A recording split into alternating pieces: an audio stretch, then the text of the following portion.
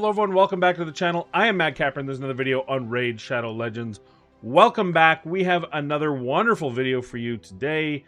This is kind of I guess part 2. This is the leftovers. There was a clan, what was it called? The Clan Boss Clover draft hosted by Deadwood Jedi, featuring Hell Hades, Nubkex, YST, Cold Brew, and of course Deadwood Jedi himself. They're going up against each other to do the most damage on Ultra Nightmare Clan Boss. With a few caveats. Number one, it's a draft. It's a snake draft, which means it goes, you pick 1 through 5, and then the person who picks 5th also picks 1st in round 2. After the first 3 rounds, they get one of their champions banned by chat. Chat gets to choose who to ban. Then they pick 3 more champions, of course, to make a total of 5 champions, with the one banned and no longer being able to be used.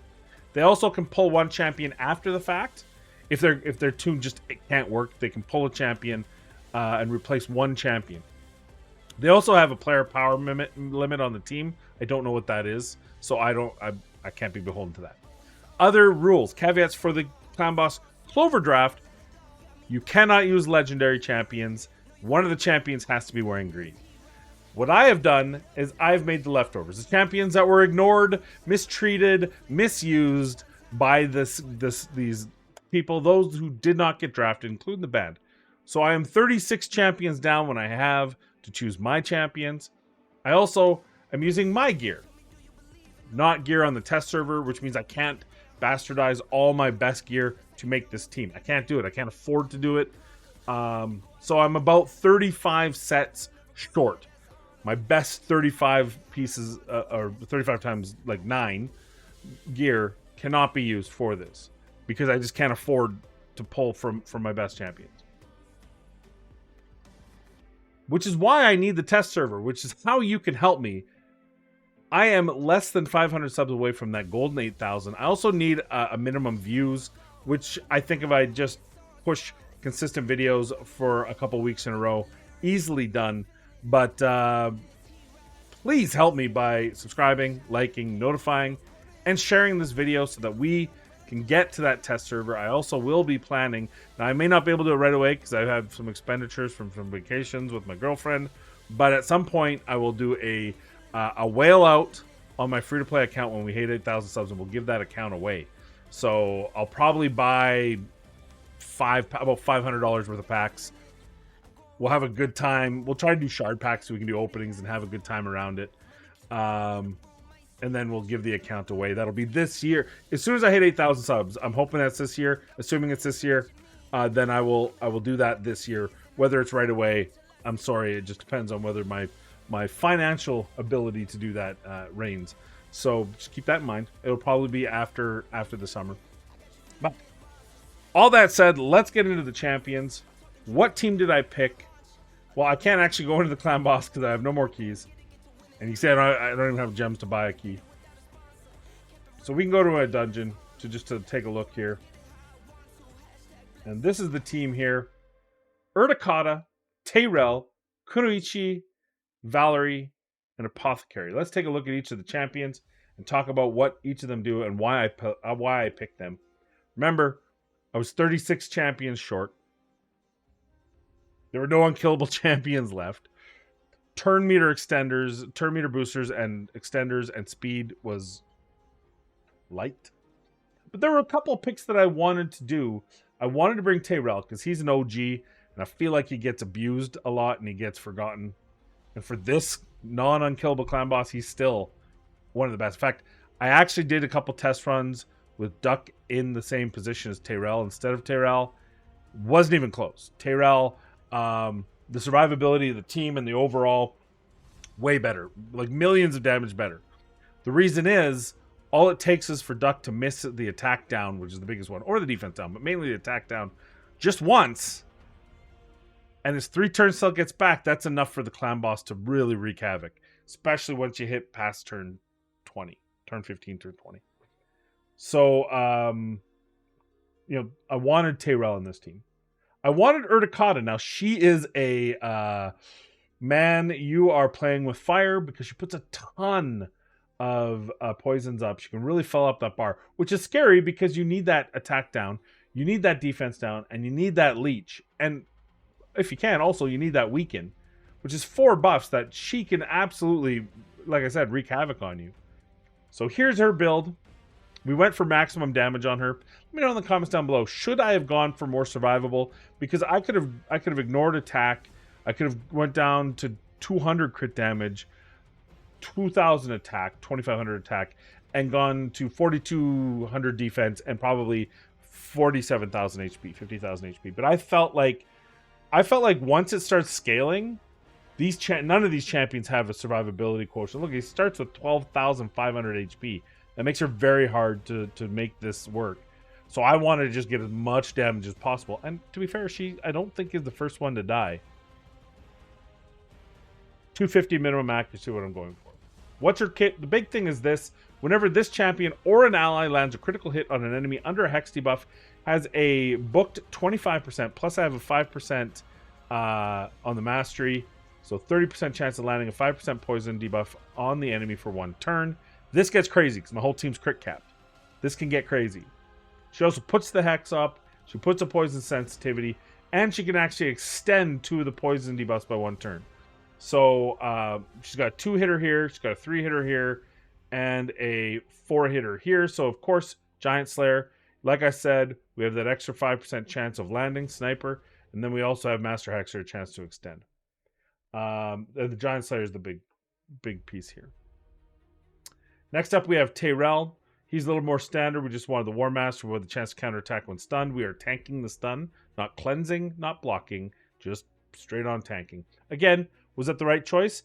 It was a choice I had to make because I didn't have a champion to do otherwise and still make the comp work. They was all taken.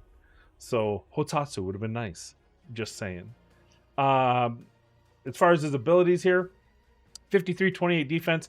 He has more defense than kind of the most the most efficient for damage mitigation because he is defense-based champion. So I wanted him to do damage. 42,000 HP. That was the number I was looking for. There's no point in him living by himself. He won't live more than 1 or 2 turns anyway once the other team starts dying. So if he had 70,000 HP, which by the way, when I unlocked my gear, used the Hell Hades artifact, I don't know if I mentioned this already, but he had 80k health, just under 6k defense at the same crit damage and speeds, more or less, with that accuracy. So you can tell how much my best gear would have made this a better run. Would it have made it enough? I don't know. We'll talk about it at the end. But there's his stats. Again, refresher if you don't know Tyrell. He's got decreased defense, got decreased attack, and I actually forced the use of this. They made a change before they did all the prioritization of skills piece, where Tyrell and Rosin used to use their A3s on the clan boss, and obviously you can't do turn meter, you can't stun. So they actually, in the AI, on the clan boss, they also, Frozen Banshees A2 won't be used, stuff like that. So the AI does not use this by default on the clan boss, but I turned it on because it's a ton of damage for Tyrell, and I wanted that damage. He also has Indomitable Spirit. It's not about I didn't like any of the blessings, especially seeing, as you can see, I have 3 of my champions with blessings. So I was able to get the 2 other blessings I wanted off of other champions. It didn't make sense to put it on this one. But I did want the stats, right? We get defense, we get HP, and we get accuracy. Perfect. So that's my Tay-Tay. Again, nothing special about the gear. If I had better Defiant gear, I would have absolutely used it. Just didn't have it. Oh, another thing here I forgot to mention. Urticata has the Phantom Touch, which is just extra damage. 75% chance. Plus she gets the crit damage, HP, and attack. So, absolutely. 5-star. Next, we're going to pass Kunoichi because she's kind of an interesting champion. So, we'll go to Valerie. Valerie's got a shield and some heals. Her big thing is she's got the chance to extend that speed buff that allows us to go 2 to 1. She also puts up an increased attack. Yeah, it's going to do a little. It's going to help a little bit. Every little bit helps, right? And then this is just attacks 1 enemy. Her masteries, we just got enough to get here and get that War Master proc. Again, damage mitigation everywhere we can. So we did put her in Stalwart because I felt like I wanted her to survive, and she wasn't there for damage anyway. So I just wanted her to survive. Urticata would have benefited from Stalwart as well, or Defiant. But unfortunately, I didn't have the gear to make that Ango damage. You could argue it would have been better to mitigate and just let the poisons get me that extra turns. C'est la vie. Her stats: 61,000 HP, 3251 defense. Being that I had Stalwart, I have really good HP Stalwart gear, so I was able to get her HP up. She's still crit capped, so that we get those poisons from Urticata. 232 speed. I think we already showed the masters, yeah. So Apothecary, biggest. I mean, he's got a full complete kit for this. He's got the increased speed with the turn meter boost. He's got the supplementary heals, which absolutely clutch. And he's got the 3 times at random. Now, the one thing is this here was this was the end of the run, was him using this, because he would always use it on Kunoichi instead of himself. But Kunoichi actually has, we'll see it, has a way of protecting herself every 5th turn, which when you're going to a 2-to-1 is often she can protect herself. So I really wish I could tell him to just heal himself. And we probably would have gotten a little more turns, but we'll talk about that when we see it. Masteries, we want Giant Slayer because that 3-hit A1. We want the counter attack again, damage mitigation. Pretty standard. We did, oops. I did get him in 2 Defiant gear, I believe. I got him a 2-piece Defiant, so helped with that damage mitigation. Now for Kunoichi. Kunoichi was a special case. I actually had already done a key on her, and I'll tell you the damage afterwards. But I gave her crit damage. I prioritized her being a nuker, and she did good damage. It wasn't amazing. It was fine. It was supplementary. You know, 1 million more than she did this run. But the crit damage is also what she bases her damage on the ally protect with. So I rebuilt her to get rid of all this crit damage. It gave her a ton more HP. She's got 86,882 at 4916 defense. She is a defense-based champion. Still crit capped, but now with 85% crit damage, 259 accuracy. So what makes her so special? Oh, let me show you the masters real quick. Very the same as everyone else. What makes her so special? So first off, she places a block damage buff on this champion for 1 turn whenever she drops below 50% HP on a 5-turn cooldown. This is clutch for her. If only Apothecary knew it. It's like they just met each other and she forgot to mention it to him during the run. But this came in clutch. This is the problem and the bonus. She places an ally protection buff on all allies except for this champion for 2 turns, then fills this champion's turn meter by 50%.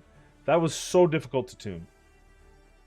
She also comes with a leech, 100% chance on a 3-turn cooldown, and a weaken at a 40% chance on her A1. Very nice for the extra damage. I put her in cruelty because I wanted someone to do this defense it. And the only person that could have done a better job, arguably, was Urticata. But I wanted Urticata to get that extra damage, right? So if one of them did the boss, the other one did this. Now, we could have gone up to 15% instead of 10%. But the boss has so little defense, I felt like this was nice bonus. But Urticata was better served just doing that bonus damage ability. So that's how I decided to go. Maybe I was wrong. This obviously, the attack doesn't help her. This is all about team. Pro team. So how do we make this work? Well, let's take a look. That 176 speed, that is the key. 170 was the min speed. I think I already showed you the masteries. So how does this work? Well, let's take a look at it. Actually, let's just run it. We don't have to go through this again. Let's just run the key, and we'll show you. I had already run it, so here it is. Here's the team.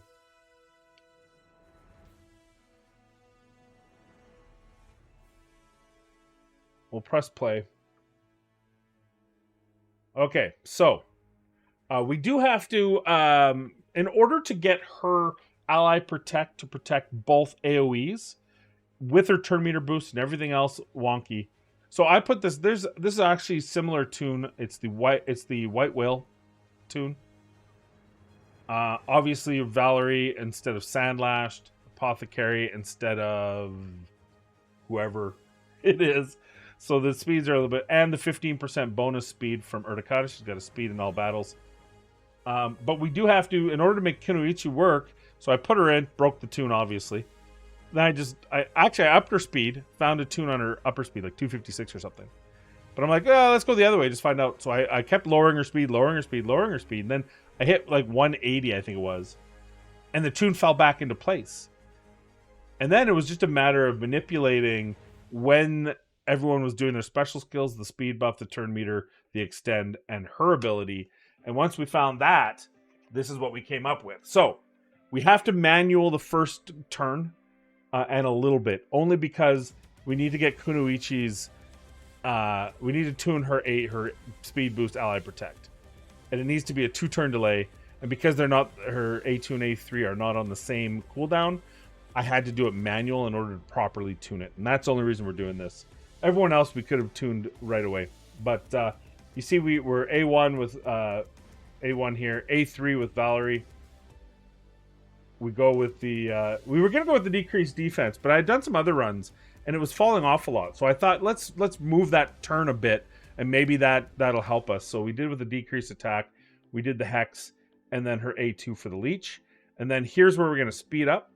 We're going to extend it. We're gonna put that decreased defense down. We're going to put the sensitivity down. He doesn't need to heal yet, so we just pass that. And then we go A1. Now we're auto. And this team, pretty crazy, pretty fun. It's not going to be crazy damage, but it was really fun. As you can see, every time everyone's critting these poisons, already I'm like, there's no attack down. There's no attack down. But fortunately, we were able to get that through. This syncs, I believe, on turn 7. It fully syncs in. So I don't think I have it up anymore. No. So it is a little bit strange in that respect, but once it tunes in, you're perfectly fine. A couple things to note. I'm going to pause it, and then I'm going to move forward. Kunoichi, I did a run where Kunoichi was getting stunned, and she would sink back into tune. She got stunned twice, and she still synced back into tune. So that was interesting. And then I did another run where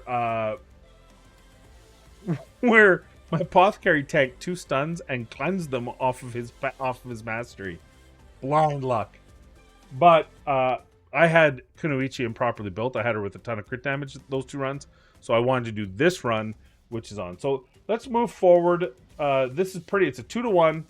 So we're getting good damage. You see here we're a little off, but by turn 11, we're almost at 1 million a turn. Turn 15, turn 16. We're just a little off on it, but not too bad. 16 on turn 18. We did have some cases where attack down wasn't landing, where leech wasn't landing, where decreased defense wasn't landing. And so my biggest thing here is, for this team, I would replace Urtikata and just bear the higher speeds. Maybe put in another champion with a speed increase. But the reality is, there's not a whole lot of heavy damage dealers that I could have put Frozen Banshee in this position, and she would have done probably more survivable, because we're not so worried about her damage. But she isn't going to do as much raw damage as Urtikata, even if she is getting enough poison damage as Urtikata. So that's why I didn't go there. I mean, if I would have been able to pick like a Dark Kale in this position, absolutely would have done Dark Kale. That would have been amazing. There's a whole bunch of other champions you could put in that position. If we could have had Fane, then we could have had someone else instead of Tyrell. So definitely, if we would have been able to use some of the champions that were taken in the draft, this team would do way more damage. But these are the leftovers, and here we are, turn 18. There's that heal that we really need. So I think this was the Miracle Stun. No, not yet. As you can see, she's got a little bit of she gets, but we don't have that. This is where we didn't have that leech up, and it's not even because it was blocked. It's because it's a 4-turn cooldown, and the other one's a 3-turn cooldown. So every once in a while, because we're prioritizing her ally protect, the leech ability, or A2, gets bumped by a turn, and so it falls off. And then it's like, do we get it back on? And in this case, we don't. And so you see, this is kind of scary. At turn 20, I'm like, oh my god, it's only 17 million. Thankfully, we get the leech up. Once we get the leech up, people can start healing themselves, and we're all good. War Master procs for the win. There's the stun, and once again, first of all, her block damage saved her ass. Secondly, you know, she got that passive proc, just like Apothecary did in a previous run. So that mastery paying dividends. And now we're at 20 million. Now I'm feeling good about actually being able, we're at full health, pretty much. I'm actually feeling really good about being able to 3-key Ultra Nightmare at this point. And now we're starting, now here's where I'm seeing a lot of damage from her. And I'm thinking, boy, maybe I should have made her more survivable. But as long as she doesn't die, she has the ability to heal herself up based on her damage. And her multi-hit, so she's going to get lots of or Giant Slayer procs. She's still tanking the stun and only losing half health. And then we have Apothecary bringing her right back up. So at this point, I'm like, this is pretty nice. And I'll also say this based off of my test runs. Kunoichi, yeah, absolutely, you don't want her to have crit damage. I was dying by this point. I turned 25. I was dying on my previous runs, though I had a little more damage. I think my run was 24 million when I had Kunoichi crit full crit damage. So she did extra damage, but it didn't last as long. Here we're looking a lot cleaner, but I will again say this was the Urticata factor, which I think we could have gone even further without Urticata. As much as I loved how much damage she did, whether we would have done as much damage because of how much damage she's putting through, but you'll see very soon where we're not getting the leech up, right? We don't have a leech up right now, which is causing us to not be able to heal up. See, he heals her and he pays the price. And if he would have just healed himself, we would have been fine. Then he dies. So lesson learned, I could probably up Apothecary's HP considerably. I think that would definitely help make this run longer. But I didn't. You know what? I feel good. I feel good about this team. We're already an easy 3-key, and I mean with him with some extra HP, who's to say what would have happened afterwards? So now obviously you can see it's the end of the run, and that's the other thing is that big hit afterwards is the reason. See, I thought, geez, do I want to redo this key? I thought, you know what? Everybody died the hit after, and Apothecary's not stopping damage. So that's what it is. Final tally is 14.2 million on Urticata, 6.1 Tyrell, Kunoichi, the boss with damage mitigation, but still doing 2.7 million. Apothecary 2.3, Valerie 2.1. So my thoughts on this: first of all, 3-key. There you go. Here's your baseline. You have to do at least this damage in the Clover draft. I expect everyone to 2-key. Better gear, better champions overall. I really expect them to 2-key. But also, I expect one of them to break 40 mil. I expect it to be 45 mil as the top. Between 40 and 45, and I think that would be YST. But there we go. I'm happy with damage with the team we're using. What would I change on this? I would absolutely go with someone other than Urticata. Of leftovers, there's so many poison champions. It's really hard to say I would use this champion would have just been better because she is bringing so much damage. And remember, I can't pick any of the champions they have. But let me just look up some of the different options we would have had. Epic only, of course.